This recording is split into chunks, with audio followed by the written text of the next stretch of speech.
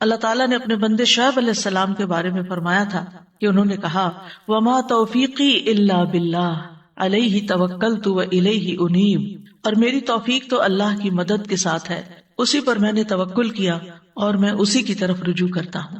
بس دین کے معاملات ہوں یا دنیا کے معاملات ہوں، دونوں طرح کے معاملات کو آسان بنانا، ان کو کر جانا ہمارے ہاتھ میں نہیں ہے، یہ صرف اور صرف اللہ کے ہاتھ میں ہے جو اکیلا ہے، اس کا کوئی شریک نہیں ہے۔ یہ زندگی چونکہ ایک امتحان ہے، اس لیے یہاں پر آسانیوں کے ساتھ تکلیفیں بھی ہوتی ہیں، لیکن یاد رکھیے کہ تنگی کے بعد اللہ تعالیٰ آسانی بھی پیدا فرما دیتا ہے، یعنی ایسا نہیں ہوتا کہ صرف تنگی ہی تنگی ہو، تنگی کے ساتھ ہی آسانی بھی ہوتی ہے۔ فَإِنَّ مَعَ الْعُسْرِ يُسْرًا، إِنَّ مَعَ الْعُسْرِ يُسْرًا، تنگی کے ساتھ آسانی ہے اور مشکل میں آسانی ہے۔ یعنی عام طور پر لوگ سمجھتے ہیں کہ زندگی صرف مشکل ہی مشکل ہے، لیکن اگر ہم غور کریں تو مشکلات میں اللہ تعالیٰ نے بہت سی آسانیاں بھی رکھی ہیں۔ سورۃ الطلاق میں اللہ تعالیٰ فرماتے ہیں لِيُنْفِقْ ذُو سَعَةٍ مِّن سَعَتِهِ وَمَنْ قُدِرَ عَلَيْهِ رِزْقُهُ فَلْيُنْفِقْ مِمَّا آتَاهُ اللَّهُ لَا يُكَلِّفُ اللَّهُ نَفْسًا إِلَّا مَا آتَاهَا سَيَجْعَلُ اللَّهُ بَعْدَ عُسْرٍ يُسْرًا، تاکہ وسعت والا اپنی وسعت میں سے خرچ کرے، اور جس پر اس کا رزق تنگ کیا گیا ہے اسے چاہیے کہ اس میں سے خرچ کرے جو اللہ نے اسے دیا ہے۔ اللہ کسی نفس کو تکلیف نہیں دیتا مگر جتنی اس نے اس کو طاقت دی، ان قریب اللہ تنگی کے بعد آسانی بھی پیدا کر دے گا۔ سورۃ الطلاق کی یہ آیت جو ہے یہ طلاق کے معاملات سے متعلق ہے، یعنی عام طور پر جب کوئی گھر ٹوٹتا ہے تو بہت مشکل پیش آتی ہے اور اس وقت انسان سمجھتا ہے کہ دنیا اندھیر ہو گئی ہے، لیکن اللہ تعالیٰ کا وعدہ کیا ہے؟ سَيَجْعَلُ اللَّهُ بَعْدَ عُسْرٍ يُسْرًا، کہ تنگی تو ہے، اس وقت مشکل تو ہے، پریشانی تو ہے، لیکن اللہ تعالیٰ اس کے بعد آسانی بھی لے آئے گا۔ اسی طرح پیغمبروں کے اوپر جب حالات بہت تنگ ہوئے، ان کی زندگیاں بہت مشکل میں آ گئیں، تو سورۃ یوسف میں آتا ہے حَتَّى إِذَا اسْتَيْأَسَ الرُّسُلُ وَظَنُّوا أَنَّهُمْ قَدْ كُذِبُوا جَاءَهُمْ نَصْرُنَا فَنُجِّيَ مَن نَّشَاءُ، یہاں تک کہ جب رسول نا امید ہونے لگے، یعنی رسولوں پر بھی اتنی زیادہ مشکلات آئیں کہ ان کو یہ محسوس ہونے لگا کہ اب اس کے بعد کوئی رستہ نہیں نکلے گا، تو کیا ہوا؟ لوگوں نے سمجھا کہ ان کے ساتھ جھوٹ بولا گیا ہے کہ تمہارے لیے آسانیاں ہوگی اور کامیابیاں ہوگی، تو ان رسولوں کے پاس ہماری مدد آ گئی، پھر جسے ہم نے چاہا عذاب سے بچا لیا۔ اسی طرح جب قحط پڑتا ہے، خشک سالی ہوتی ہے، تو لوگ نا امید ہونے لگتے ہیں کہ یکا یک اللہ تعالیٰ رحمت کی ہوائیں بھیج دیتا ہے اور بادل امڈ آتے ہیں، بارشیں ہوتی ہیں، ہریالی ہو جاتی ہے اور تنگی کے بعد آسانی پیدا ہو جاتی ہے۔ تو یہ اس دنیا کا اصول ہے کہ کبھی تنگی ہے اور کبھی آسانی ہے، کبھی رات ہے اور کبھی دن ہے، رات کے بعد دن آتا ہے اور دن کے بعد رات بھی آتی ہے۔ تو جو شخص اس حقیقت کو سمجھ جاتا ہے کہ دن کے ساتھ رات بھی ہے تو وہ اپنے مشکل وقت کو بہت آسانی سے کاٹ لیتا ہے، کیونکہ اس کو یہ معلوم ہے کہ اس رات کو ختم ہونا ہے، یہ کیفیت یا یہ حالات جو اس وقت پیدا ہوئے ہوئے ہیں یہ ٹھیک ہو جائیں گے۔ اس سلسلے میں آج ہم نے قرآنی دعا کا انتخاب کیا ہے سورۃ الکہف کی آیت نمبر 10 سے۔ اللہ سبحانہ تعالیٰ فرماتے ہیں، اس آیت کے بیک گراؤنڈ میں اللہ تعالیٰ فرماتے ہیں اس سے پہلے کیا آپ نے سمجھا کہ غار اور کتبے والے ہماری عجیب نشانیوں میں سے تھے؟ جب ان نوجوانوں نے غار کی طرف پناہ لی تو کہنے لگے، اے ہمارے رب، ہمیں اپنے پاس سے رحمت عطا کر اور ہمارے لیے ہمارے معاملے میں رہنمائی مہیا فرما۔ ان آیات میں اللہ سبحانہ تعالیٰ نے اصحاب کہف کا قصہ بیان کیا ہے۔ یہ کچھ نوجوان مسلمان تھے، ان کے ساتھ ان کا ایک کتا بھی تھا۔ ان کے ملک کا بادشاہ بت پرست تھا اور لوگوں کو مجبور کرتا تھا کہ سب بت پرست بن جائیں، تو جو لوگ نہیں مانتے تھے ان کے لیے وہ زندگی مشکل کر دیتا، انہیں سخت سزا دیتا۔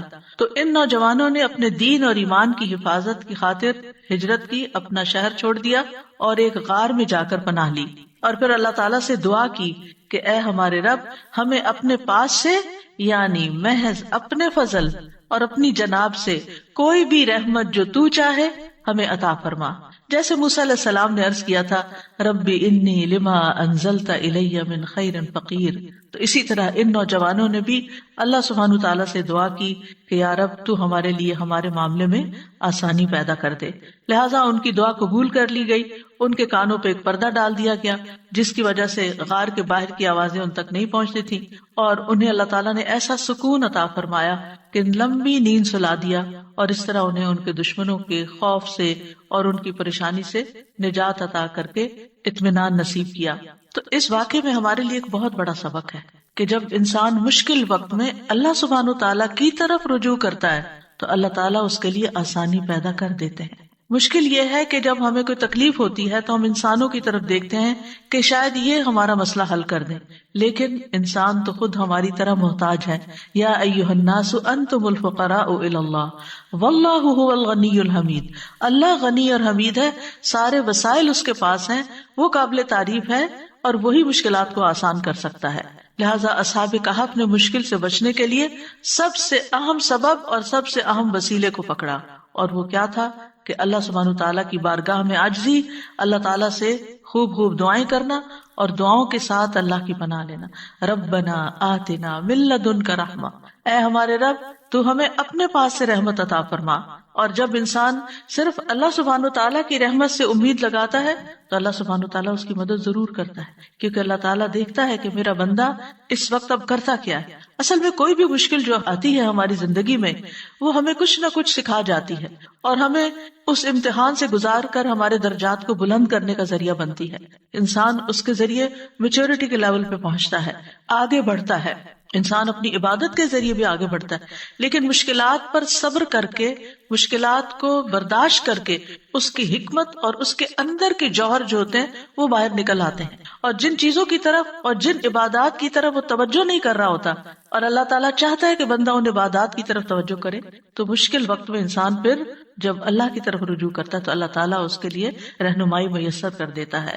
اور پھر خاص طور پر آپ دیکھیں کہ ان نوجوانوں کا جو قصہ ہے یہ ہمیں بتاتا ہے کہ ان نوجوانوں کو اللہ تعالیٰ نے ایسی سمجھ دی تھی کہ عین جوانی کے عالم میں انہوں نے اتنی پیاری دعا مانگی کہ ربنا آتنا من لدنک رحمہ. اور کہا جاتا ہے کہ وہاں کے اشرافیہ تھے، ایلیٹ گھرانوں کے بچے تھے، انہوں نے کوئی دنیاوی وسائل اختیار نہیں کیے کہ بادشاہ تک اپروچ کریں اور پھر اپنے آپ کو بچائیں. انہوں نے بادشاہوں کے بادشاہ کو اپروچ کیا، یعنی اللہ رب العزت سے دعا کی. اور پھر جب رحمت آ جاتی ہے نا اللہ تعالیٰ کی تو ہر چیز مل جاتی. لہٰذا اس رحمت کے ذریعے ان کا کھانا پینا، امن و اطمینان، دشمنوں کے خوف سے دوری، سبھی کچھ ان کو میسر آ گیا. اور وہ کہاں پر تھے؟ غار میں تھے. غار میں کوئی کھانا نہیں ہوتا، غار میں کوئی ٹھنڈا کمرہ نہیں ایسا ہوتا کہ اگر گرمی ہے یا کوئی پریشانی اور تکلیف ہے تو وہاں کوئی لائٹ ہوگی. آپ دن میں تو غار میں جا کے پھر بھی بیٹھ سکتے ہیں، لیکن آپ کو یہ پتا ابھی رات آنی ہے اور کوئی کیڑا مکوڑا اور کوئی سانپ بچھو بھی آ سکتا ہے. جیسے نبی صلی اللہ علیہ وسلم جب غار ثور میں پناہ لیے ہوئے تھے تو حضرت ابوبکر نے جس سوراخ میں پاؤں رکھا وہاں سے ایک سانپ نے ان کو یا بچھو نے کاٹ لیا تھا، تو اس وقت ان کے آنسو نکلنے لگے تھے. حالانکہ وہ اللہ کے راستے میں تھے، لیکن یہ جو مخلوقات ہیں ان کا شر تو اپنی جگہ موجود ہے. تو اس وقت بھی انہوں نے اف تک نہیں کی اور کوئی شکوہ شکایت نہیں کی. تو یہاں پر آپ دیکھیں کہ ان بچوں نے بھی غار کی طرف پناہ لی اور دعائیں اللہ تعالیٰ سے کی، جس کے نتیجے میں اللہ تعالیٰ نے ان کی دین و دنیا دونوں کی اصلاح کر دی. یعنی شرک میں پڑنے سے بھی بچ گئے اور اس کے ساتھ ساتھ اللہ تعالیٰ نے ان کو ایک نمونہ بنا دیا. اور رشد کہتے ہیں سیدھے رستے کی طرف ہدایت حاصل کرنا اور اس پہ قائم رہنا، یعنی ہدایت مل بھی جانا اور پھر ہدایت پہ قائم رہنا، اور یہ الغی کی اپوزٹ ہوتا ہے. تو بہرحال انہوں نے ایسے اسباب اختیار کیے جو ان کی دعا کی قبولیت کا سبب بنے، اور وہ یہ کہ انہوں نے کسی انسان پہ بھروسہ نہیں کیا، نہ اپنی ذات پہ بھروسہ کیا، نہ کسی اور مخلوق پہ بھروسہ کیا، بلکہ عاجزی اور انکساری کے ساتھ اللہ تعالیٰ سے اپنے معاملات کی آسانی کا سوال کرتے رہے. اور کوشش کے بعد اللہ پہ جب بھروسہ کیا اور دعا مانگی تو اللہ تعالیٰ نے دعا قبول کر لی. 3 چیزیں نظر آتی ہیں: کوشش، اعتماد، بھروسا، یقین اور دعا. اور اللہ تعالیٰ نے مشکل آسان کر دی. مشکلات کیوں آتی ہیں؟ اگر دیکھا جائے تو یہ دنیا کی زندگی اٹ سیلف ایک آزمائش ہے. اللہ تعالیٰ فرماتے ہیں ام حسبتم ان تدخلوا الجنۃ ولما یعلم اللہ الذین جاہدوا منکم ویعلم الصابرین. کیا تم سمجھتے ہو کہ تم یوں ہی جنت میں داخل ہو جاؤ گے، یعنی بغیر کسی مشکل سے گزرے ایسے ہی جنت میں چلے جاؤ گے؟ حالانکہ ابھی تو اللہ نے تم میں سے ان لوگوں کو جانا ہی نہیں جنہوں نے جہاد کیا، اور نہ ان کو جو صبر کرنے والے ہیں. یعنی اللہ کی راہ میں جد و جہد کرنے والے اور صبر کرنے والے ابھی اللہ نے ان کو جانچا پرکھا نہیں. یعنی ان کی آزمائش ہونی ہے، ابھی ان کی پرکھ ہونی ہے کہ کون مشکل آنے پر اللہ کے راستے میں جد و جہد کو جاری رکھتا ہے اور کون اس مشکل پر صبر کرتا ہے. یعنی مشکل ہماری سچائی کو پرکھنے کے لیے آتی ہے کہ ہم کسی کاز میں کتنے سچے ہیں. اور ویسے بھی اس زندگی میں امتحانوں کا آنا لازمی ہے.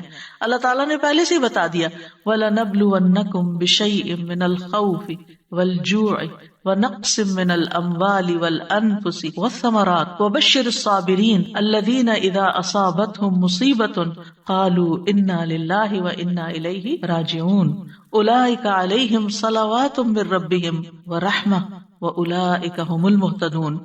اور ہم یقیناً تمہیں خوف اور بھوک اور مالوں اور جانوں اور پھلوں کی کمی میں سے کسی نہ کسی چیز کے ساتھ ضرور آزمائیں گے، یعنی اس دنیا پر پائے جانے والے ہر انسان کی آزمائش ضرور ہوگی، یعنی اس امتحان کے لیے وہ تیار رہے، ان میں سے کسی نہ کسی چیز سے، چاہے ایک ہو یا ایک سے زیادہ۔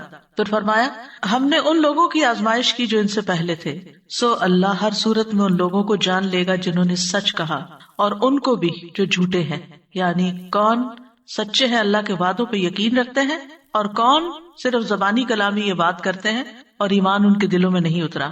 یعنی اللہ سبحانہ وتعالیٰ آزمائیں گے، اور صبر کرنے والوں کو خوشخبری دے دیجئے۔ وہ لوگ جب انہیں کوئی مصیبت آتی ہے تو وہ کہتے ہیں بے شک ہم اللہ کے لیے اور بے شک ہم اسی کی طرف لوٹ کے جانے والے ہیں۔ یہ وہ لوگ ہیں جن پر ان کے رب کی طرف سے کئی مہربانیاں ہیں اور بڑی رحمت ہے، اور یہی لوگ ہدایت پانے والے۔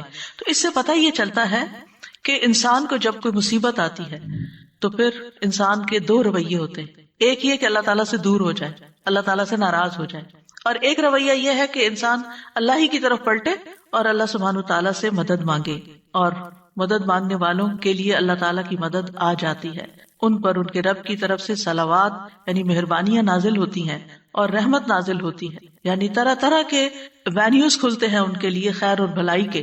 یعنی ایک مشکل ضرور آتی ہے لیکن ان مع العسر یسرا، اس مشکل کے ساتھ آسانی بھی ہوتی ہے، اور وہ آسانیاں انسان کو بعض اوقات نظر نہیں آتی، محسوس نہیں ہوتی، لیکن اگر انسان اللہ کا یہ وعدہ جان لے کہ یرید اللہ بکم اليسر ولا یرید بکم العسر، اللہ تعالیٰ تمہیں تنگ نہیں کرنا چاہتا، اللہ تعالیٰ دراصل تمہارے لیے آسانی چاہتا ہے، لیکن آسانی مشکل کے ساتھ آتی ہے۔ مثال کے طور پر آپ دیکھیں، آج کل آپ نے روزے رکھے ہوئے، آپ کو مشکل تو ہے، یعنی ایسے وقت میں کھانا پڑتا ہے جب آپ کھاتے نہیں ہیں، وہ کھانا مشکل ہوتا ہے، ایسے وقت میں جاگنا پڑتا ہے جب آپ جاگتے نہیں، آپ کو سونا ہوتا ہے اور آپ کو جاگنا پڑتا ہے، آپ کو جب کھانے کو دل چاہتا ہے، سب کچھ ہوتے ہوئے بھی آپ کھا نہیں سکتے، یعنی طرح طرح کی روزے کے ساتھ مشقتیں وابستہ ہیں، لیکن آسانی کتنی، سارا دن کچن صاف ستھرا ہے، کتنا کام کم ہو گیا، حیران ہوتی ہوں کہ کتنا ٹائم بچ گیا، کتنی ایفرٹ بچ گئی، اور اس کے ساتھ انسان کا اپنا وجود جو ہلکا پھلکا ہے، جب اس کو فکر ہی نہیں، نہ کھانے کی فکر ہے نہ پینے کی فکر ہے، جب دھیان ہی ہٹا ہوا ہے اس طرف سے، تو پھر اس کی توجہ، اس کا فوکس کسی اور چیز کی طرف، پھر جب کم کھاتا ہے تو جسم ایکٹیو ضرور ہوتا ہے، اور اس ایکٹیونیس کی وجہ سے انسان کا چلنا پھرنا، سانس لینا اور بہت سے کام کاج کرنا بہت آسان ہو جاتا ہے۔ پھر اس کے ساتھ یہ کہ عبادت کی جو لذت نصیب ہوتی، قرآن پڑھنے کی، دعا کرنے کی، اللہ سبحانہ تعالیٰ کا ذکر کرنے کی، تسبیح کرنے کی، وہ بھرے پیٹ تو ہوتی نہیں۔ پھر اسی طرح انسان اگر کچھ سیکھتا یا سکھاتا ہے تو وہ بھی اس کے لیے آسان ہو جاتا ہے، اور دل میں ایک سکون کی اور راحت کی جو کیفیت ہوتی ہے وہ بھی ناقابل بیان ہے۔ تو ایک آپ نے منہ ہی بند کیا ہے نا، کھانا بھی نہیں چھوڑا ہے، یا تھوڑی سی نیند قربان کی ہے، لیکن کتنی آسانیاں ہیں ساتھ اگر انسان ان کے اوپر غور کرے، ان کی طرف توجہ کرے۔ رسول اللہ صلی اللہ علیہ وسلم نے فرمایا تھا ان ھذا الدین یسر، یہ دین آسان ہے۔ یعنی ہم سمجھتے دین میں بہت مشکلات ہیں، لیکن جہاں جہاں ہمیں جس حکم پر عمل کرتے ہوئے مشکل پیش آتی ہے وہیں ساتھ آسانی بھی اللہ نے رکھی، اور اگر انسان اس حکم پر عمل نہیں کرتا تو بے شمار مشکلات اس کی زندگی میں پیدا ہو جاتی ہیں۔ اور فقہ میں ایک اصول ہے المشقۃ تجلب التیسیر، مشقت آسانی لاتی ہے، مشقت آسانی لاتی۔ ایک اور اینگل سے، فقہ کے اینگل سے، مثلاً آپ بیمار ہو گئے، اب آپ وضو نہیں کر سکتے، آپ بیٹھے بیٹھے وہیں ہاتھ مار کے اپنا تیمم کر لیتے ہیں، آسانی آ گئی نا۔ وضو میں ایک مشقت تو بہرحال ہے، لیکن آپ کے لیے مشقت آئی تو اللہ نے ساتھ ہی آسانی بھی دے دی۔ آپ کھڑے نہیں ہو سکتے، طویل قیام نہیں کر سکتے، آپ بیٹھ کے نماز پڑھ لیں، آپ اشاروں سے نماز پڑھ لیں، آپ سے سارے کام کاج چھوٹ گئے، آپ بس ریسٹ کریں، لیٹیں، سوئیں، آرام کریں۔ لوگ آپ کو پوچھتے نہیں تھے، اب ہر کوئی آپ کا حال پوچھ رہا ہے۔ یعنی ایک بیماری کے ساتھ کتنی ساری اور چیزیں آ گئی کہ جو آپ کی زندگی میں پہلے نہیں تھی۔ تو المشقت تجلب التیسیر، مشقت، مشکل، پریشانی، تکلیف اپنے ساتھ آسانی بھی لاتی ہے۔ یعنی جب یہ کہا جاتا ہے نا دین آسان ہے، تو اس کا یہ مطلب نہیں کہ دین جو ہے وہ صرف آسانیوں کا مجموعہ ہے، مطلب یہ کہ اس کے جو احکامات ہیں ان پر چل کر انسان کو آسانی ملتی۔ اللہ کا وعدہ ہے فَأَمَّا مَنْ أَعْطَى وَاتَّقَى وَصَدَّقَ بِالْحُسْنَى فَسَنُيَسِّرُهُ لِلْيُسْرَى. اس کے برعکس وَأَمَّا مَنْ بَخِلَ وَاسْتَغْنَى وَكَذَّبَ بِالْحُسْنَى فَسَنُيَسِّرُهُ لِلْعُسْرَى. تو تنگی کس طرف سے ملی اور آسانی کس طرف سے ملی؟ بس جس نے دیا یعنی اللہ کے راستے میں دیا اور لوگوں کو آسانی دی، یعنی جو دینے والا ہاتھ ہے، دینے والا دل ہے، جو خرچ کرنے والا ہے، تو جس نے دیا اور اس نے تقوی بھی اختیار کیا، یعنی صرف خالص اللہ کے لیے دیا، صرف اللہ ہی کے لیے کیا جو کچھ کیا، اور اس نے بھلائی کو سچ مانا، ہر خیر کی بات جو اللہ کی طرف سے آئی اس پر یقین کر لیا، تو ہم اس کو آسان راستے کی سہولت دیں گے، اس کے لیے آسانیاں پیدا کر دیں گے، یعنی جس مشکل میں وہ ہے اس مشکل کو ختم کر دیں گے۔ اس کے برعکس جس نے بخل کیا، یعنی جو وہ دے رہا تھا اس کو روک لیا۔ بخل کیا ہے؟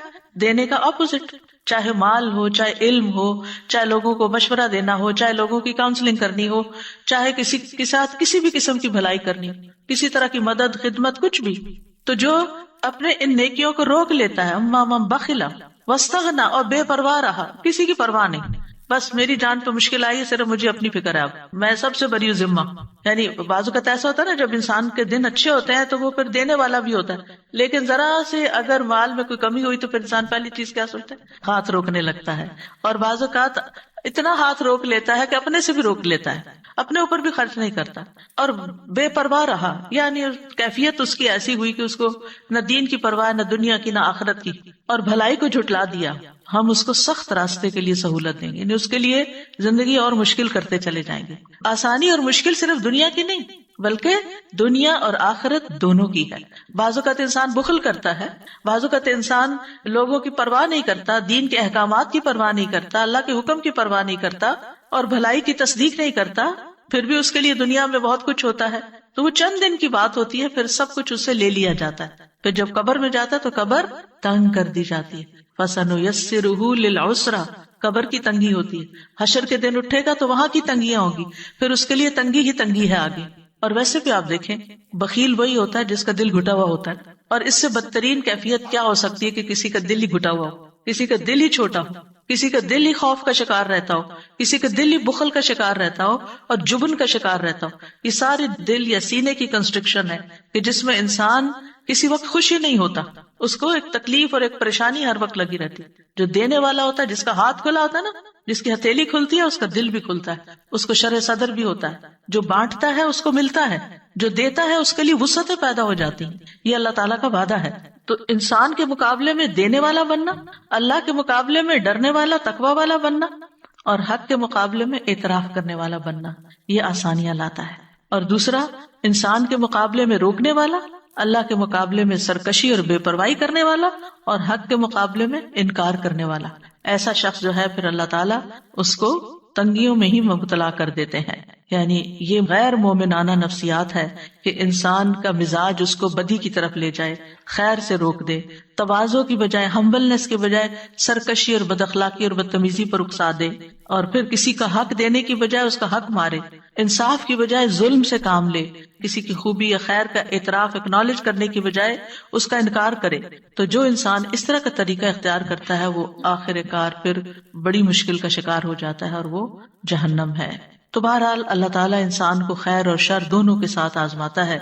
سورۃ الانبیاء میں ہے کل نفس ذائقۃ الموت ونبلوکم بالشر والخیر فتنہ والینا ترجعون، ہر جاندار کو موت کا مزہ چکھنا ہے، اور ہم تمہیں اچھے اور برے دونوں طرح کے حالات میں آزماتے ہیں، اور بالآخر تمہیں ہماری طرف لوٹنا ہے۔ یعنی دنیا میں تمہارے اوپر دونوں طرح کے حالات آتے رہیں گے، لیکن جو تنگی اور تکلیف میں یقین کا پہلو اختیار کر لیتا ہے کہ اللہ تعالیٰ اس کو ضرور دور کرے گا، اللہ تعالیٰ اس کا درجہ بھی بلند کر دیتا ہے، اور اس مشکل سے بھی اس کو نکالتا ہے، اس کو گناہوں سے بھی پاک صاف کر دیتا ہے۔ اور حقیقت یہ ہے کہ رسول اللہ صلی اللہ علیہ وسلم کا یہ فرمان جو صحیح بخاری میں انسان کو حیران کر دیتا ہے، یہ پہلے بھی میں پڑھ چکی ہوں، لیکن میں جب اس کو پڑھتی ہوں میں حیران ہو جاتی ہوں، اور وہ کیا ہے؟ مَن یرد اللہ بہ خیرا یصب منہ، اللہ جس کے ساتھ بھلائی کا ارادہ کرتا ہے اسے مصیبت میں مبتلا کر دیتا ہے۔ اللہ جس کے ساتھ بھلائی کا ارادہ کرتا ہے، اگر ہمیں کوئی مشکل پیش آتی ہے تو ہم کیا سمجھتے ہیں، یا کسی کے اوپر کوئی مشکل آتی ہے تو لوگ کیا سمجھنے لگتے ہیں؟ کوئی گناہ کیا ہوگا نا، کوئی غلطی کی ہوگی نا، اور اس کو گلٹ میں مبتلا کرتے ہیں۔ لیکن یہاں پر کیا بتایا جا رہا ہے، اور صحیح بخاری کی صحیح روایت ہے کہ اللہ تعالیٰ اسے کسی مصیبت میں مبتلا کر دیتے۔ جس کے ساتھ اللہ بھلائی کا ارادہ کرتا ہے. تو اگر ہماری زندگی میں کوئی چھوٹی مصیبت ہے یا کوئی بڑی مصیبت ہے تو آپ سمجھے کہ اللہ سبحانہ وتعالیٰ ہمیں اپنے لیے اور خالص کرنا چاہتا ہے اور مہذب بنانا چاہتا ہے اور سنوارنا چاہتا ہے، جنت کے قابل بنانا چاہتا ہے. کیونکہ جنت میں غیر مہذب لوگ نہیں ہوں گے، وہ نہیں ہوں گے جن سے اللہ ناراض ہے یا جن سے اللہ خوش نہیں. تو یہ اللہ کی بندے سے محبت کی نشانی ہوتی ہے. یعنی جب آپ کو کوئی تکلیف ہو تو اس وقت پریشان ہونے کے بجائے مسکرانا شروع کر دیں اور سوچیں اچھا اللہ تعالیٰ یہ آپ کی محبت ہے، میں اس پہ راضی ہوں. رضیت باللہ ربا وبالاسلام دینا وبمحمد النبی. لیکن ہمیں ہمارے دین کے معاملے میں کسی آزمائش میں نہ ڈالنا. حضرت انس کہتے ہیں نبی صلی اللہ علیہ وسلم نے فرمایا زیادہ ثواب بڑی آزمائش کے ساتھ ہوتا ہے، زیادہ ثواب بڑی آزمائش کے ساتھ. جب اللہ کسی قوم سے محبت کرتا ہے تو انہیں آزمائش میں مبتلا کرتا ہے. بس جو راضی ہو جائے اس کے لیے رضا ہے، اور جو ناراض ہو اس کے لیے ناراضگی مقدر ہو جاتی ہے. انبیاء تمام مخلوق سے زیادہ اللہ کے قریب ہوتے ہیں، اللہ کے پیارے ہوتے ہیں.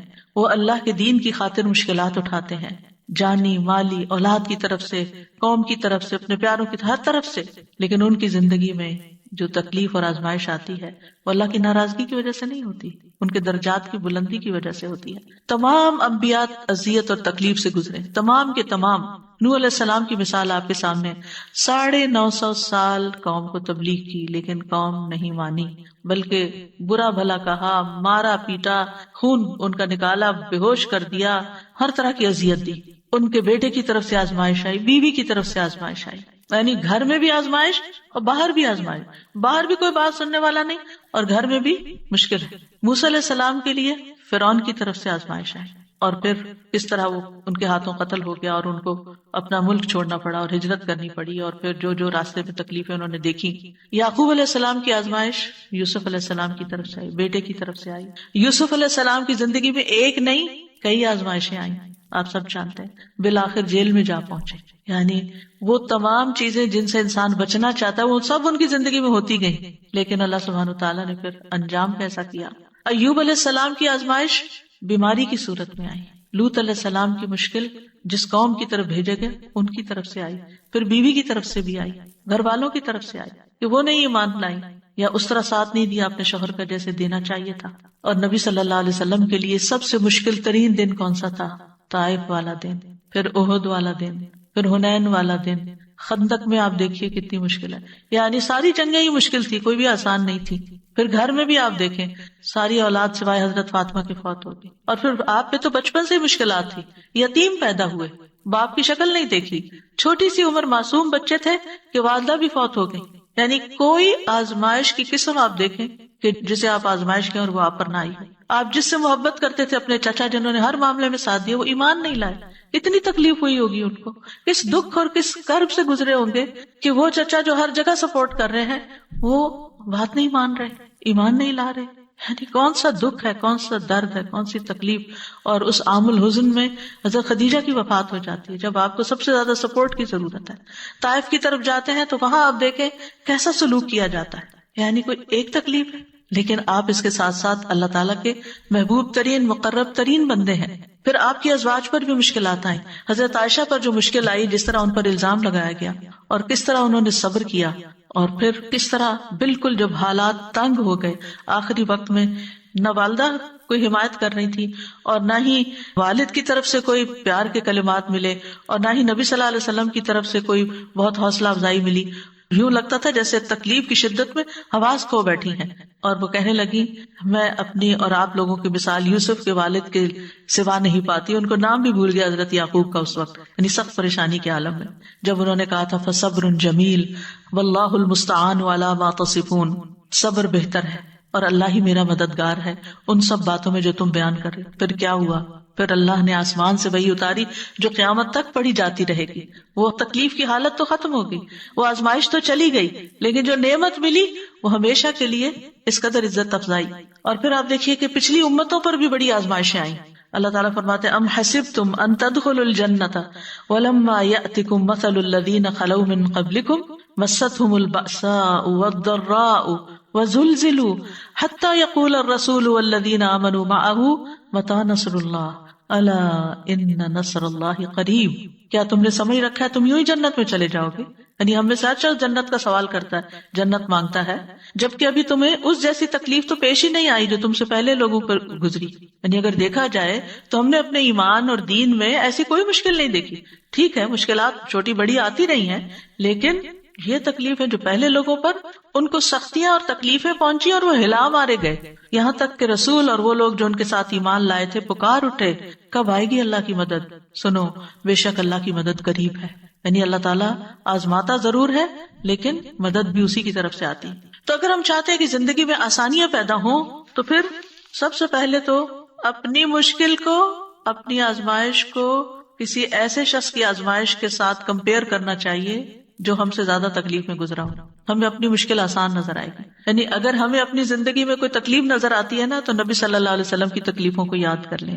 آپ کو لگے گا آپ جنت میں ہیں، آپ کو اپنی مشکل ہی نظر نہیں آئے گی. دوسری بات یہ کہ ایمان اور عمل صالح، اللہ تعالیٰ کا وعدہ ہے وَأَمَّا مَنْ آمَنَ وَعَمِلَ صَالِحًا فَلَهُ جَزَاءً الْحُسْنَى وَسَنَقُولُ لَهُ مِنْ أَمْرِنَا يُسْرًا. اور رہا وہ جو ایمان لایا اور اس نے نیک عمل کیا تو اس کے لیے بدلے میں بھلائی ہے، اور ان قریب ہم اسے اپنے کام میں سے سراسر آسانی کا حکم دیں گے، یعنی اس کے لیے آسانی پیدا کر دیں گے. سورۃ نحل میں آتا ہے من عمل صالحا من ذکر او انثى وهو مؤمن فلنحيينه حیاتا طیبہ ولنجزینہم اجرہم باحسن ما كانوا يعملون. جو شخص بھی نیک عمل کرے، خواہ مرد ہو یا عورت، یا عورت کا الگ نام لیا گیا ہے، عام طور پر مرد کا ذکر کر کے عورت کو ساتھ ہی شامل کر دیا جاتا ہے. فرمایا جو نیک عمل کرے گا بشرطے کہ وہ مومن ہو، ہم اسے ضرور پاکیزہ زندگی بسر کرائیں گے، اس کو اچھی زندگی دیں گے، یعنی اس دنیا میں بھی اچھائی دیں گے، اور آخرت میں ان کے بہترین اعمال کے مطابق، یعنی جس درجے کے عمل ہوں گے انہیں ان کا اجر عطا کریں گے. یہ اللہ کا وعدہ ہے، اور اللہ کا وعدہ کبھی بھی جھوٹا نہیں ہو سکتا. اللہ کا وعدہ ہمیشہ سچا ہی ہوتا ہے. ابن تیمیہ رحمہ اللہ کہتے ہیں اطاعت کا انجام دنیا اور آخرت کی سعادت اور بھلائی ہے. وہ کہتے ہیں مخلوقات میں سے سب سے زیادہ خوش نصیب وہ ہے جو اللہ کی عبادت اور اطاعت میں سب سے بڑھ کے ہوتا ہے، سب سے آگے ہوتا ہے. وہ کہتے ہیں کہ بندے کی سعادت یہ ہے کہ اسے جس چیز کا حکم دیا گیا ہے وہ انجام دے، اور جس چیز سے منع کیا گیا ہے وہ چھوڑ دے، یعنی اللہ کا بندہ بن جائے. ابن قیم کہتے ہیں اللہ رب العالمین ارحم الراحمین، قدرت رکھنے والوں میں سب سے بڑا قدرت رکھنے والا ہے، اور اس کی سعادت صرف اس کی اطاعت سے حاصل ہو سکتی ہے. یعنی اگر آپ چاہتے ہیں کہ تکلیف دور ہو تو اطاعت کے کاموں میں اور زیادہ آگے بڑھیں، پیچھے نہ رہیں. کل ہی میری کسی سے بات ہو رہی تھی تو ریسنٹلی ان پہ کوئی تکلیف آ گئی تو میں نے حال چال پوچھا تو کہنے لگے کہ پتہ ہی نہیں چل رہا کہ رمضان آیا. پریشانی نے ایسا دماغ کو گھما دیا ہے کہ رمضان کی جو روحانیت ہے وہ محسوس ہی نہیں ہو رہی. تو ہوتا یہ ہے کہ ایک آزمائش جب آتی ہے نا تو انسان کے دین کو خطرہ لاحق ہو جاتا ہے، دین میں اور پیچھے چلا جاتا ہے، دین کی روح نکل جاتی. تو اللہ سبحانہ وتعالیٰ ایسی کسی مشکل میں نہ ڈالے کہ جب ہمارا دین کی چولیں ڈھیلی پڑنے لگے. میں نے ان سے کہا کہ آپ یہ دعا پڑھیں، کہنے لگے تو دعائیں بھول گئی ہیں کہ کون سی کس وقت پڑھتے ہیں. یعنی بعض اوقات انسان اتنا پریشان ہوتا ہے کہ اس کو اسی لیے فرمایا کہ والعصر ان الانسان لفی خسر الا الذین آمنوا وعملوا الصالحات وتواصوا بالحق وتواصوا بالصبر. تکلیف کے وقت ایک دوسرے کو حق اور صبر کی ضرورت ہوتی، یعنی جب کوئی شخص کسی پریشانی میں ہو تو اس کو تنہا نہ چھوڑا جائے بلکہ اس کو یاد دہانی کرائی جائے، اچھا اب یہ پڑھ لو، اب یہ پڑھ لو، اب یہ کر لو، اب یہ کر لو. پھر اس کے بعد یہ ہے ابن قیم کہتے ہیں کہ اللہ کے وہ احکامات اور اس کا وہ حق جو اس نے اپنے بندوں پر واجب ٹھہرایا ہے، اور وہ شرعی احکامات جو اس نے ان کے لیے مشروع کیے ہیں، یہ آنکھوں کی ٹھنڈک ہے، دلوں کی لذت ہے، روح کی نعمتیں ہیں اور اس کی خوشیاں ہیں، اور اسی کے ساتھ روحوں کی سعادت ہے کہ انسان تکلیف کے وقت اور زیادہ اللہ کی عبادت کی طرف متوجہ ہو جائے. پھر ہے اللہ تعالیٰ کا تقوی اختیار کرنا، صرف اللہ سے ڈرنا. وَمَن يَتَّقِ اللَّهَ يَجْعَل لَّهُ مِنْ أَمْرِهِ يُسْرًا. جو اللہ سے ڈرے گا اللہ اس کے لیے اس کے کام میں آسانی پیدا کر دے گا، اللہ تعالیٰ اس کا کام آسان کر دیں گے. اس کا مطلب کیا ہے؟ اس کا مطلب یہ ہے کہ جب اللہ کا تقوی آئے گا نا تو عموماً آپ دیکھیں کہ جو ہمیں تکلیف اور پریشانیاں ہوتی ہیں نا، یا مال کی طرف سے آتی ہیں، یا اولاد کی طرف سے آتی ہیں، یا باقی انسانوں کی طرف سے، چاہے کوئی بھی انسان ہو، اسپاؤز ہو یا کوئی فرینڈز ہو یا کوئی کلیگز ہو یا پارٹنرز ہو، یعنی کسی کی طرف سے بھی آ جاتی. پھر جب تکلیف آتی ہے نا سب سے پہلے تو اللہ تعالیٰ سے رابطہ کمزور، اس سے بدگمانی ہونے لگتی، میرے اوپر یہ کیوں مسئلہ آ گیا، باقی تو سب لوگ خوش ہیں. اب تقویٰ کیا کہتا ہے کہ نہیں، اللہ کی رضا پہ راضی ہونا ہے، تو انسان فوراً اپنے خیالات جھٹک کے واپس تقویٰ کی طرف لوٹتا ہے. پھر انسانوں کے ساتھ جب معاملہ ہوتا ہے تو انسان ایک دم غصے میں آ جاتا ہے، اور برا بھلا کہنا شروع کر دیتا ہے. یعنی انسان کی مرضی کے خلاف جب کوئی چیز ہوتی ہے تو انسان مشتعل ہو جاتا ہے. مشتعل شعلے سے یعنی بھڑک اٹھتا ہے. پھر اس کی زبان پہ قابو نہیں رہتا, پھر اس کے جسچر پہ قابو نہیں رہتا, یعنی اس کے جو سارے ایکشنز ہوتے ہیں وہ بالکل اللہ کی ناپسند کے ہو جاتے ہیں. اور بعض اوقات انسان ظلم کرنے لگتا ہے. کسی نے آپ کو ایک مارا نا تو آپ کا دل ٹھنڈا نہیں ہوتا جب تک آپ 2 نہ مار لیں. اب آپ نے اگر 2 ماری, ایک تو آپ کا بدلہ ہو گیا اور ایک آپ کے خلاف لکھا گیا. چاہے آپ اس وقت مصیبت میں اور رو رہے ہیں لیکن آپ ظالم ہو گئے اب. اور ظلم جو ہے وہ قیامت کے دن کے اندھیرے ہوں گے. یعنی بعض اوقات کسی نے کوئی ایسی بات کہہ دی, ایک چھوٹی سی بات کہہ دی اور ہم نے اس کو 10 سنا دی. ہم سوچتے ہیں ہم جیت گئے, ہمارا پلہ بھاری ہے. نہیں, آپ ہار گئے ہیں. آپ اللہ کے سامنے خسارے میں چلے گئے ہیں. آپ نے اپنی زبان کھول دی ہے, آپ ذلیل و رسوا ہو جائیں گے. کیونکہ زبان ہی انسان کو عزت کے مقام پہ پہنچاتی ہے اور زبان ہی انسان کو ذلیل و خوار کرتی ہے. اور اس کے نتیجے میں کیا ہوتا ہے, مثلا بزنس میں 2 شریک ہیں یا 2 پارٹنر, 2 کولیگز ہیں. اب اگر ان کی آپس میں کوئی انبن ہوئی ہے اور ایک دوسرے کو ذلیل کیا ہے تو اس میں آپ دیکھیں کہ جتنے ان کے مل کے ترقی کرنے کے چانسز ہے, سارے چانسز ختم ہو گئے. اب وہ جو اکٹھا کام کر رہے تھے وہ الگ ہو گیا, وہ الگ ہوا تو کئی اور مسائل کھڑے ہو گئے. اسی طرح بہت سے لوگ جیسے ہسبینڈ وائف ہوتے ہیں, بہت کیسز میں دیکھا گیا ہے کہ جب غصے میں طلاق تک بات پہنچ گئی. مجھے اتنی حیرت ہوتی ہے, بیچاری خواتین بعض وقت روتی ہوئی پوچھتی ہیں کہ چھوٹی سی بات تھی تو میرے ہسبینڈ نے یہ بول دیا, اب کیا طلاق ہو گئی ہے. یا وہ اگر یہ بھی کہہ دیتا ہے نا کہ میں تمہیں چھوڑ دوں گا تو وہ اس پہ بھی پریشان ہوتی ہے کہ کہیں شاید ہمیں طلاق ہو گئی, کیونکہ ہمارے معاشرے میں جہالت ہے. ان کو پتہ ہی نہیں کہ کس لفظ سے طلاق ہوتی ہے, کس سے نہیں ہوتی. اور بعض لوگ پھر صرف گلٹ میں زندگی گزارتے رہتے ہیں, کیا پتا طلاق ہو چکی ہو, کیا پتا یہ ہو چکا ہو, وہ ہو چکا. ایسے میں خاص طور پر گھریلو معاملات میں اگر شوہر غصے میں ہے تو بیوی کو کیا چاہیے, خاموشی اختیار کر لے, جگہ بدل لے, آگے پیچھے ہو جائے تاکہ جو شیطان نے آگ بھڑکائی ہے وہ ٹھنڈی ہو جائے. اور اسی طرح اگر بیوی غصے میں آ گئی ہے تو شوہر کو چاہیے کہ گھر سے یا تو باہر چلا جائے یا کوئی اور کام شروع کر دے, کیونکہ بعض اوقات سامنے بھی ہوتا ہے تو پھر وہ ایک دوسرے کو بولتے کیوں نہیں, بولو تم بھی لڑو تاکہ اور میدان گرم ہو. تو اس سے پھر یہ ہے کہ معاملات مزید خراب, ایک دوسرے کی رسپیکٹ چلی جاتی, عزت چلی جاتی, محبت چلی جاتی ہے, یعنی دل دور ہونے لگتے ہیں. بعض اوقات لوگ قریب رہ رہے ہوتے ہیں اور ان کے دل دور ہو جاتے ہیں, اور وہ کسی اور کی وجہ سے نہیں ہوتے, وہ اپنی غلطی کی وجہ سے ہوتے ہیں. یعنی خود ہم ایسی حرکتیں کر جاتے ہیں کہ جس کی وجہ سے دوسروں کی نگاہوں میں گر جاتے ہیں. تو اس لیے بہت ضروری ہے کہ اللہ کا تقوی اختیار. صرف اللہ کا تقوی آتا ہے کہ جو بندے کو روک لیتا ہے, اس کی زبان کو روک لیتا ہے, اس کے ہاتھ کو روک لیتا ہے, اس کے کسی غلط ایکشن کو روک لیتا ہے. پھر اللہ تعالیٰ کا فرمان ہے وَمَن يَتَّقِ اللَّهَ يَجْعَل لَّهُ مَخْرَجًا, اور جو اللہ سے ڈرے گا اللہ اس کے لیے تنگی سے نکلنے کا راستہ بنا دے گا. اور یہ بھی تقوی کے ساتھ ہی ہے. ربیع ابن خثیم کہتے ہیں کہ یہ ہر اس کام سے نکلنے کا راستہ جو لوگوں پر تنگ ہو جائے, یعنی بند گلی سے راستہ نکل آئے گا. پھر یہ کہ مشکل حالات میں اللہ پر ہی توکل کرنا چاہیے. سورۃ طلاق میں آتا ہے وَمَن يَتَوَکَّلْ عَلَى اللَّهِ فَهُوَ حَسْبُهُ إِنَّ اللَّهَ بَالِغُ أَمْرِهِ قَدْ جَعَلَ اللَّهُ لِكُلِّ شَيْءٍ قَدْرًا, اور جو شخص اللہ پر بھروسہ کرے وہ اس کو کافی ہو جاتا ہے. یعنی اللہ پر ڈیپینڈ کرے, اللہ سے مدد مانگے, اللہ کی طرف رجوع کرے, اللہ اپنا کام پورا کر کے رہتا ہے. بلا شبہ اللہ نے ہر چیز کا ایک اندازہ مقرر کر رکھا ہے, ایک وقت مقرر ہے اس مشکل سے نکلنے کا. ابن رجب کہتے ہیں مصیبت کے ساتھ راحت اور تنگی کے ساتھ آسانی کے باریک رازوں میں سے ایک راز یہ ہے کہ جب مصیبت شدید اور بڑی ہو جائے تو بندہ مخلوق کی طرف مائل ہونے سے مایوس ہو جاتا ہے, بندوں سے مایوس ہو جاتا ہے. اس کا دل اللہ وحدہ کی طرف متوجہ ہو جاتا ہے, اور یہ اللہ پر بھروسے کی اصل حقیقت ہے. اور یہ ان سب چیزوں سے بڑی چیز ہے جو حاجات سے مطلوب ہے, کیونکہ جو اللہ پر توکل کرتا ہے اللہ اسے کافی ہو جاتا ہے. یعنی پہلے ہمیں لوگوں پہ بڑا مان ہوتا ہے, یہ کام کرے گا, یہ فلاں میرا ساتھ دے گا, فلاں بھی ہے, فلاں بھی, لیکن جب کوئی ساتھ نہیں دیتا تو پھر انسان بندوں سے مایوس ہو کے صرف اللہ کی طرف رجوع کرتا ہے, اللہ کا بن جاتا ہے. اور اللہ تعالیٰ ہم سے چاہتا بھی یہی ہے کہ ہم اس کے بندے بن جائیں, اسی پر بھروسہ کریں, اس کی طرف رجوع کریں, اس کے لیے خالص ہو جائیں, اپنی دعاؤں میں اور زیادہ اخلاص پیدا کر لیں. اور پھر آپ دیکھیں کہ جو اللہ سے حسن ظن رکھتا ہے اللہ سبحانہ وتعالیٰ اس کو مشکل سے نکال دیتا ہے. غار ثور میں جب حضرت ابوبکر پریشان ہو گئے تھے کہ دشمن تو سر پہ آ گئے ہیں, تو نبی صلی اللہ علیہ وسلم نے کیا فرمایا, لا تحزن ان اللہ معنا, غم نہ کرو اللہ ہمارے ساتھ ہے. اور یہ کہنے کی دیر تھی فانزل اللہ سکینتہ علیہ, اللہ نے اس پر اپنی سکینت نازل کر دی. وَأَيَّدَهُ بِجُنُودٍ لَمْ تَرَوْهَا, ایسے لشکروں سے مدد کی جو تم نہیں دیکھ رہے تھے, اور کفار نامراد پلٹ گئے. پھر یہ ہے کہ مشکل میں اپنی تمام حاجات صرف اللہ کے سامنے رکھنی چاہیے.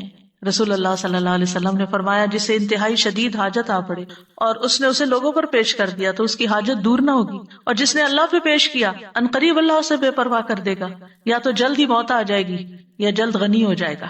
پھر یہ کہ اس بات پر پورا یقین رکھنا چاہیے کہ مشکل دور ہوگی انشاءاللہ۔ حسن ظن، خوش گمانی، سیجعل اللہ بعد عسر یسرا، یہ اللہ ہی کا وعدہ ہے، یعنی سختی کے بعد آسانی، تنگی کے بعد وسعت، اور فقر کے بعد مالداری اللہ تعالیٰ ضرور عطا کرے گا۔ پھر آپ دیکھیے کہ یہ یقین کہ ہر تنگی کے ساتھ دو آسانی ہے، فَإِنَّ مَعَ الْعُسْرِ يُسْرًا، إِنَّ مَعَ الْعُسْرِ يُسْرًا، یعنی ہر مشکل کے ساتھ آسانی ہے، بے شک اسی مشکل کے ساتھ ایک اور آسانی ہے، یعنی مشکل بیچ میں اور آسانیاں دونوں طرف ہیں۔ نبی صلی اللہ علیہ وسلم نے فرمایا مدد صبر کے ساتھ ہے، کشادگی تنگی کے ساتھ ہے، بے شک ہر مشکل کے ساتھ ایک آسانی ہے، بے شک اسی مشکل کے ساتھ ایک اور آسانی ہے۔ ابن مسعود کہتے ہیں مشکل اگر کسی بل میں داخل ہو جائے سوراخ میں تو آسانی بھی آتی ہے، یہاں تک کہ وہ بھی اس کے ساتھ داخل ہو جاتی، یعنی اگر مشکل کہیں گھسی ہے آسانی بھی ساتھ گھس جائے گی۔ پھر یہ کہ کشادگی آنے تک جتنی دیر یا جتنے دن تنگی ہے انسان زیادہ سے زیادہ اللہ تعالیٰ کی طرف رجوع کرے، اور اگر معاملات آسان نہیں ہو رہے تو اللہ تعالیٰ کو بلیم کرنے کی بجائے کہ اللہ تعالیٰ دعا نہیں سنتا، یا لوگوں کو بلیم کرنے کی بجائے کہ یہ میری مشکل کا سبب ہے، کیا کرے؟ خود کو ملامت کرے، میری عبادت میں کمی ہے، میری کوئی غلطی ہے، میری نافرمانی ہے، میری دعاؤں میں کمی ہے، میری دعائیں کمزور ہیں۔ انسان اپنے اندر کی غلطی کو تلاش کرے۔ ابن رجب کہتے ہیں جب مومن پر مشکلات کے دور ہونے میں دیر ہو جائے اور وہ بہت زیادہ دعائیں مانگ مانگ کر اور عاجزی کر کے مایوس ہو جائے اور دعا کی قبولیت کے آثار ظاہر ہی نہ ہوں تو وہ اپنی ذات کی طرف رجوع کرے اور خود کو ملامت کرے، اپنے نفس کو کہے اے نفس یہ ساری مصیبت تیرے اپنی وجہ سے آئی ہے، اگر تیرے اندر کوئی خیر ہوتی تو تیری دعا قبول ہو جاتی۔ اور انسان کا اپنے نفس کو ملامت کرنا، یہ کہنا I was wrong, I am wrong، اللہ کو بہت سے نیک اعمال سے زیادہ محبوب ہے، کیونکہ لا الہ الا انت سبحانک انی کنت من، اللہ تعالیٰ میری غلطی ہے، آپ کا کوئی قصور نہیں، ساری بھلائی تیرے ہاتھ میں ہے، سبحانک تو پاک ہے ہر نقص اور عیب سے، غلطی میرے اپنے اندر ہے، مجھے میری غلطیاں دکھا دے، مجھے ان پر توبہ کی توفیق دے دے، مجھے اصلاح کی توفیق دے دے۔ آدم علیہ السلام کی توبہ کیسے قبول ہوئی تھی، آسانی کیسے ہوئی تھی؟ ربنا ظلمنا انفسنا وان لم تغفر لنا وترحمنا لنکونن من الخاسرین، اللہ ہم نے اپنی جان پر ظلم کیا، اگر تو ہمیں بخشے گا نہیں اور تو ہم پہ رحم نہیں کرے گا تو ہم ضرور خسارہ اٹھائیں گے۔ تو ہوتا بھی یہی ہے، ما اصابک من مصیبت فبما کسبت ایدیکم، یعنی تمہارے اپنے ہاتھوں کی کمائی سے تم پر مشکل آئی ہے۔ یعنی اگر انسان دعا کی قبولیت کا اہل نہیں، یعنی ایک انسان ہے مستجاب الدعوات ہے، ادھر دعا کرتا ہے ادھر دعا قبول ہوتی ہے، ادھر مشکل آسان ہو جاتی، ایک انسان ہے وہ ایسا نہیں ہوتا، دعا کرتا ہے مشکل آسان نہیں ہوتی، پھر کیا ہے؟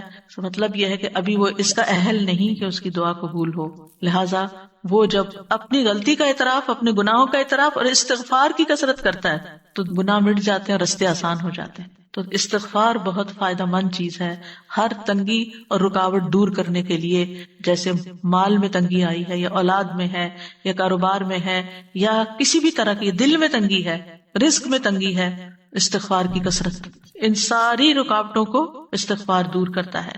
اور پھر خاص طور پر صدقہ و خیرات، لوگوں کو دینا، لوگوں پر احسان کرنا، لوگوں کی زندگیوں کو آسان کرنا، اطاعت کے کام کرنا، یعنی صرف دل سے نہیں، یعنی زبان سے بھی اور عمل سے بھی۔ اب مثلا دوسروں کی زندگی آپ کیسے آسان کر سکتے ہیں؟ ان کو کوئی اچھا مشورہ دے کے، ان کا کوئی کام کر کے، ان کی کوئی مدد کر کے، کیونکہ جو انسان کسی کی مدد نہیں کرتا، کسی کی خدمت نہیں کرتا، کوئی کام نہیں کرتا، نکما اور بیکار ہوتا ہے، وہ کسی کے دل میں عزت نہیں پا سکتا، وہ کسی کے دل میں جگہ نہیں بنا سکتا۔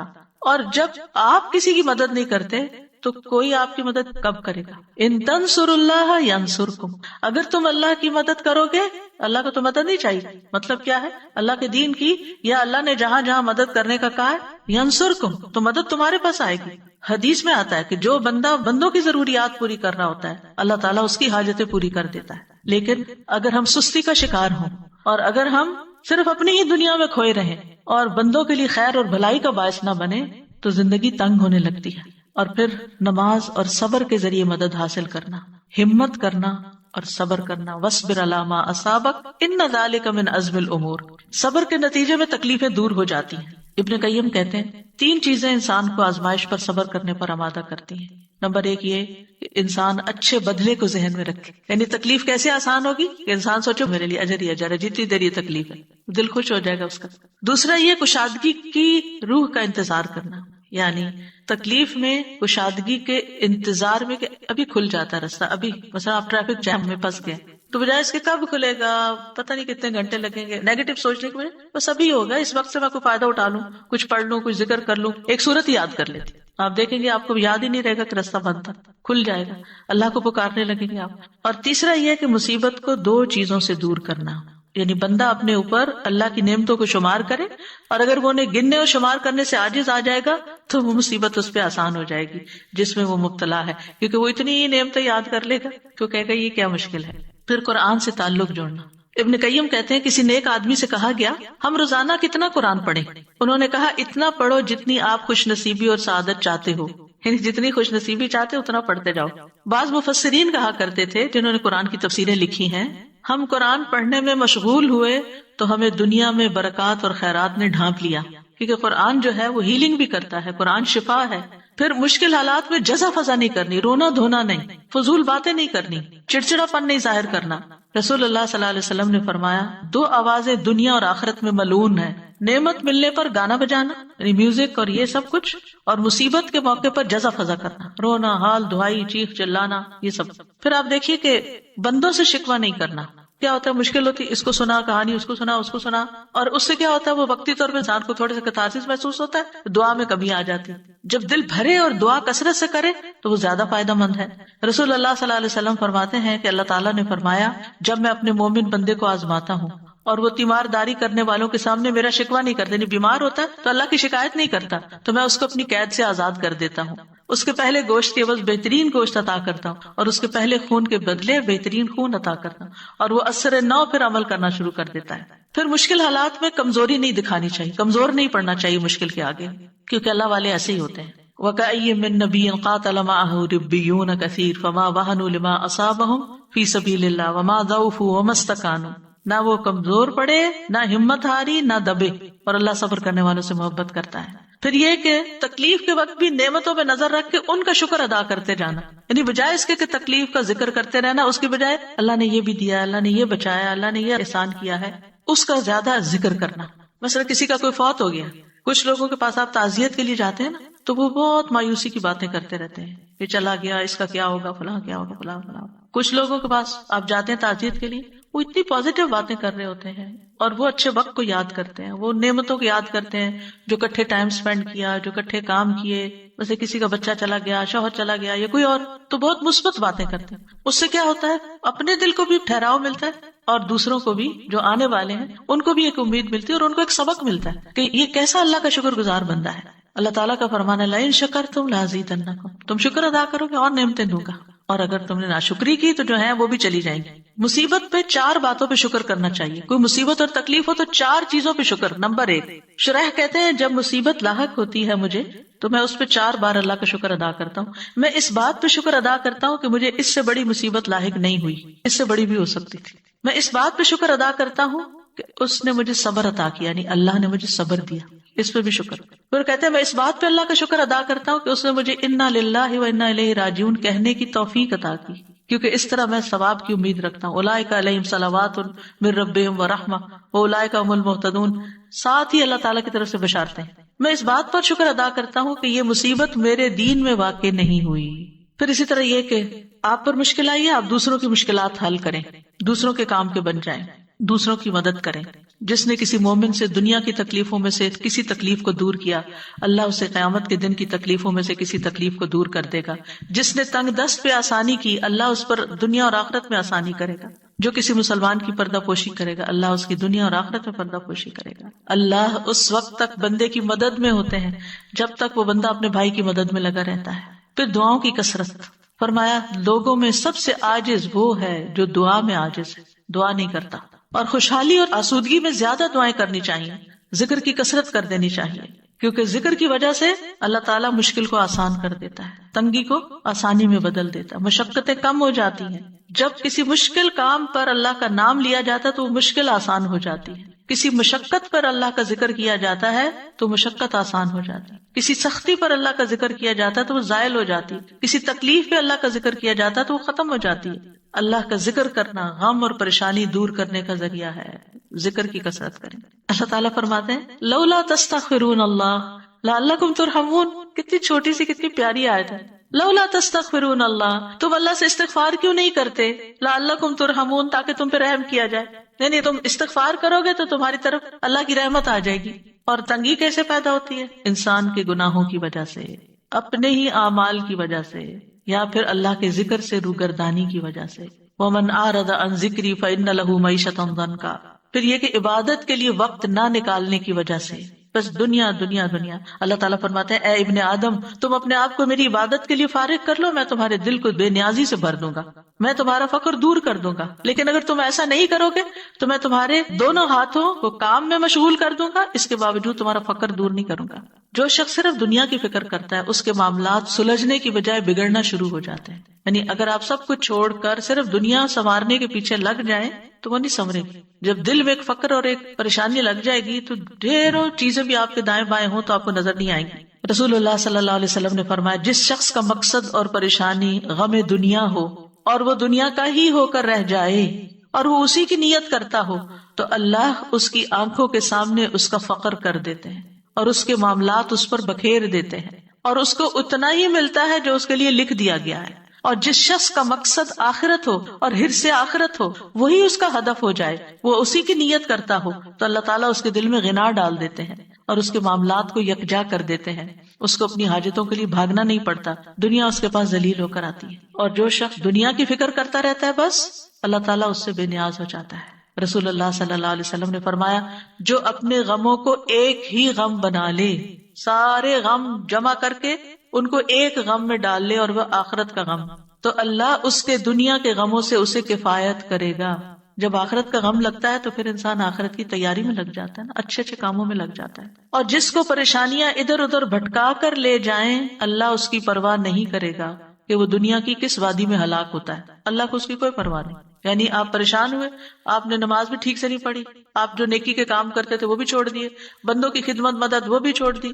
پنجابی میں ایک لفظ ہوتا ہے ویر کے بیٹھنا، کبھی سنا یہ لفظ ویرنا؟ ایک دو لوگوں کو سمجھ آ گئی میں نے کیا کہا۔ جیسے بچے ہوتے ہیں نا تو اگر ماں ان کو ڈانٹ دیتی ہے تو وہ ویر کے بیٹھ جاتے ہیں، ان کو پھر وہ کہ کھا لو تو وہ کھاتے نہیں، کہتے سو جاؤ تو سوتے نہیں، ان کو جو کچھ کہیں وہ ایک بات نہیں ماننے کو تیار ہوتے۔ اس کیفیت کو کہتے ہیں ویرنا۔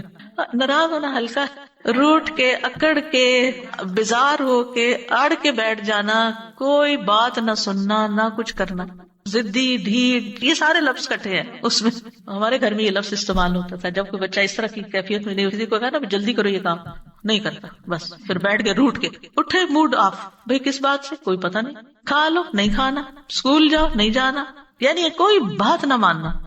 تو جب کوئی بندہ یہ رویہ اختیار کر لیتا ہے تو پھر اللہ تعالیٰ اس کی پرواہ چھوڑ دیتا ہے کہ وہ کہاں ہلاک ہوتا ہے، وہ ہو جائے جہاں ہوتا ہے، کیونکہ وہ نہ اللہ کی سنتا نہ بندوں کی سنتا ہے، ایگوئسٹک ہے نا، کہ بس جو میرے دل میں آ گیا میں نے تو وہ کرنا ہے، نہ ماں باپ کی پرواہ، نہ کسی اور کی پرواہ، نہ کسی کی شرم و حیا، نہ کچھ۔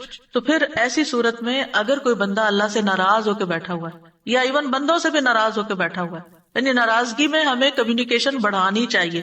عام طور پر دیکھا گیا لوگوں کی عادت کیا ہوتی ہے، ناراض ہوئے تو بات ہی نہیں کرنی، سب سے پہلے تو بولنا چھوڑتے ہیں۔